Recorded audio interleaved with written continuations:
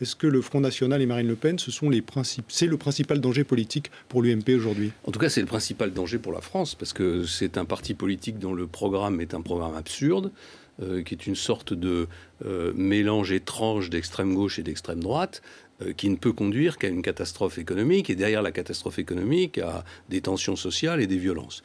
Donc c'est un danger qui doit à tout prix être écarté.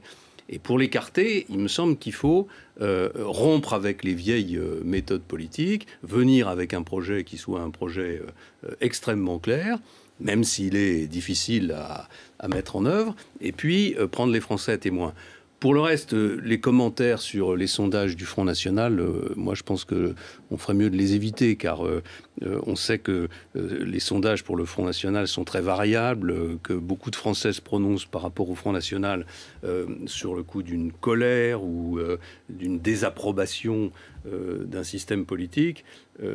C'est pas forcément l'adhésion à un projet et à une famille, parce que je rappelle que c'est un programme familial. Vous avez plaidé pour le Nini lors de la dernière législative du Doubs. Est-ce que vous plaideriez pour le Nini si jamais en 2017 il y avait en face à face Marine Le Pen et le candidat de la gauche? Bien sûr que non, bien sûr que non. C'est-à-dire, bien sûr que non. Vous voteriez pour le candidat de la gauche? Dans le cadre de l'élection du Doubs, il n'y avait, contrairement à ce qu'on racontait, aucun espèce de danger pour la République. Je rappelle que moi j'ai siégé à l'Assemblée nationale entre 1986 et 1988, grâce à François Mitterrand, avec 25 ou 30 députés du Front National. Je vous le rappelle, j'étais président d'une commission, j'en avais 5 dans ma commission, dont un qui avait été condamné à mort par contumace pour avoir tenté d'assassiner le général de Gaulle.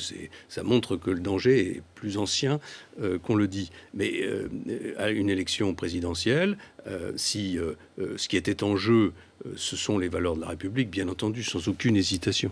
Vous appelleriez à voter pour le candidat de la gauche? Et j'espère bien que le candidat de la gauche appellera à voter pour le candidat de la droite dans la même circonstance.